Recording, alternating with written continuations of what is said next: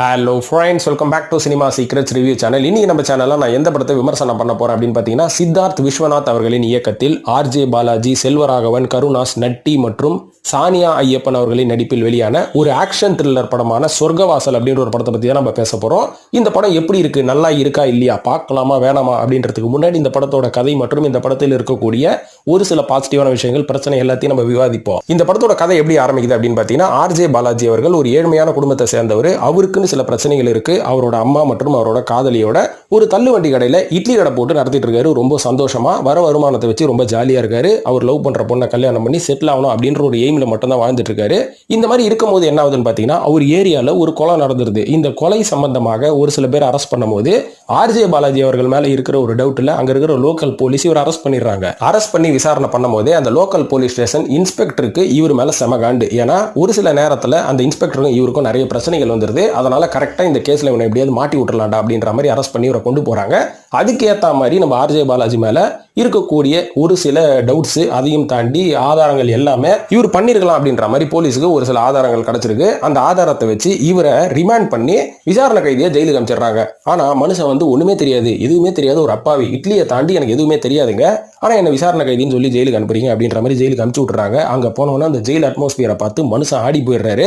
ஏன்னா ரொம்ப அப்பாவியான மனுஷன் தூயின் அக்யூஸ்டுங்களுக்கு நடுவு போட்டா என்ன ஆகுறது அப்படின்ற மாதிரி தான் அந்த கதை ஆரம்பிக்குது. ஸோ இந்த படத்தோட கதை ரொம்ப சூப்பரா தான் ஆரம்பிச்சது. பார்க்கறதுக்கு ரொம்ப வித்தியாசமா இருந்தது. ஏன்னா ஆர்ஜே பாலாஜி அவர்களை நம்ம காமெடியா தான் பார்த்திருக்கோம். ஆனா இந்த படத்துல காமெடின்றதையும் தாண்டி ஐயோ பாவண்டா அந்த பையன் அப்படின்ற அளவுக்கு நம்மளை யோசிக்க வைக்கிற அளவுக்கு இந்த படத்தோட ஸ்கிரீன் பிரசன்ஸும் சரி, இவரோட ஆக்டிங்கும் சரி ரொம்ப ஆரம்பத்தில் நல்லா இருந்தது. அதுக்கப்புறம் போக போக இவரோட வாழ்க்கையில என்ன நடக்குது, அந்த ஜெயிலுக்குள்ள ஒரு விசாரணை கைதியா போனவர் இதுக்கப்புறமா இந்த தண்டனையில இருந்து தப்பிச்சு வெளில வராரா, இல்ல இவர் பண்ணாரா பண்ணலையா அந்த கொலையை அப்படின்றத பத்தி பேசுறது தான் இந்த படத்தோட மீதி கதையை.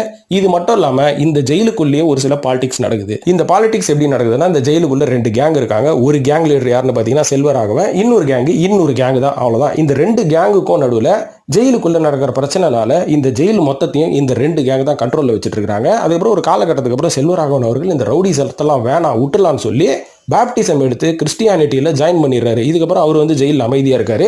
இருந்தாலும் இந்த ஜெயில இன்னும் அமைதியா கொண்டு வரணும் அப்படின்னு சொல்லி தீகார் ஜெயில இருந்து ஒரு பெரிய எஸ்பியை கொண்டு வந்து இந்த ஜெயில ஜெயிலரா போடுவாங்க. அவர் வந்ததுக்கு அப்புறமா கருணாஸுக்கு செமகாண்டி. ஏன்னா கருணாஸ் 20 வருஷமா அந்த ஜெயில அசிஸ்டன்ட் சூப்பரண்டா இருப்பாரு. அதுக்கப்புறம் அவர் தான் எஸ்பியா போடுவாங்கன்னு பார்த்தா தீகார் ஜெயில இருந்து ஒருத்தரை கொண்டு வந்த உடனே இதுக்கு நடுவில் பாலிடிக்ஸ் பண்ணி நம்ம பெரிய ஆள் ஆகணும் அப்படின்ற மாதிரி நம்ம கருணாஸ் அவர்கள் ஒரு பக்கம் பாலிடிக்ஸ் பண்ணிட்டு இருப்பாரு. அதுக்கப்புறம் இந்த எஸ்பி அவர்கள் உள்ள லா அண்ட் ஆர்டர் கையில் எடுக்கிறேன்னு சொல்லி இவர் ஒரு சில தப்புகளை ஜெயில் உள்ள பண்ணிடுவாரு.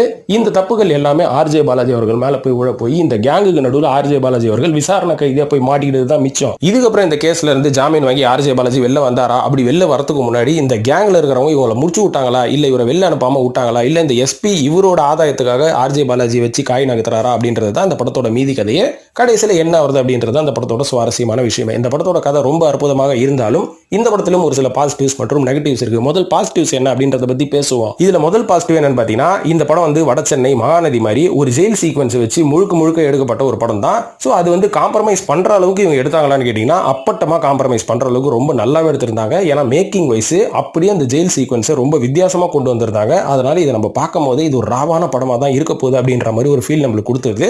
அதனால இந்த செட்டப் சூப்பர் செட்டப்பா பண்ணியிருந்தாங்க. இதையும் தாண்டி இந்த படத்துல நடிகர்களோட தேர்வு அவ்வளவு அற்புதமா இருந்தது. ஏன்னா இந்த படத்துல ஒரு சில கதாபாத்திரங்கள் பேசும்படியாக இருந்தது.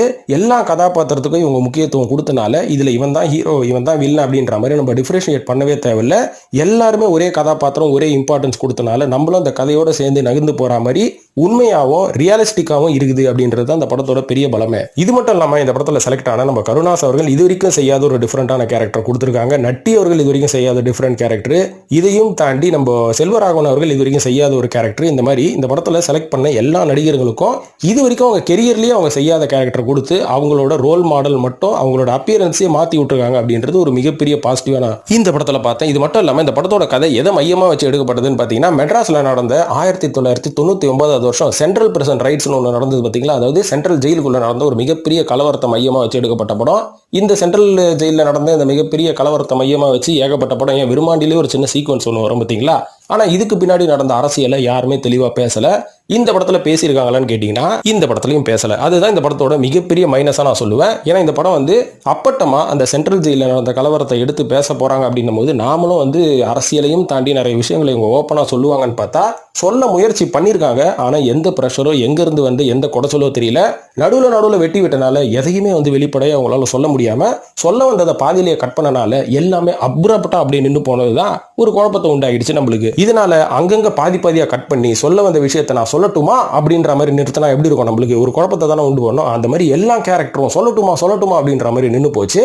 அதனால இது வந்து ஒரு முழுமையடையாத ஒரு கதையா தான் அமைஞ்சதே தவிர இது வந்து ஒரு கம்ப்ளீட்டான சென்ட்ரல் ஜெயில நடந்த ஒரு கலவர கதையை எடுத்துக்க முடியாது. அதுக்கு பதிலா ஆர்ஜே பாலாஜி அப்படின்ற ஒரு நடிகர் எப்படி போய் மாட்டிக்கிட்டான் இந்த மாதிரி ஒரு ஜெயில் கூட்டத்தில், அதுல இருந்து எப்படி வெளில வந்தான் அப்படின்ற ஒரு கதையை தான் பார்க்க முடியுமே தவிர இதுக்கும் சென்ட்ரல் பிரிஷன்ல நடந்த ஒரு உண்மை சம்பவத்துக்கும் எந்த சம்பந்தமும் இல்லை அப்படின்றத புரிஞ்சுக்கணும். இருந்தாலும் இந்த படத்தை பார்க்கலாமான்னு கேட்டீங்கன்னா தாராளமா பார்க்கலாம். இது ஒரு ஜெயில் படம். அந்த ஜெயிலுக்குள்ள நடக்கிற ஒரு அசம்பாவிதங்கள்லாம் எப்படி நடக்கும், அதுக்குள்ள ஒரு அப்பாவி வந்து மாட்டிட்டானா எப்படி என்னென்ன மாதிரியான சித்திரவதைகள் எல்லாம் அனுபவிப்பான் அப்படின்ற மாதிரி நீங்க தெரிஞ்சுக்கணும். அந்த மாதிரி ஒரு இன்ட்ரெஸ்டிங்கான ராவான ஒரு ரத்தம் தெரிக்கும் படத்தை பார்க்கணும்னு நினைச்சீங்கன்னா மறக்காம அந்த படத்தை மிஸ் பண்ணாம பாருங்க. இந்த படத்துக்கு நம்ம சினிமா சீக்ரெட்ஸ் கொடுக்கக்கூடிய ரேட்டிங் 5க்கு 3.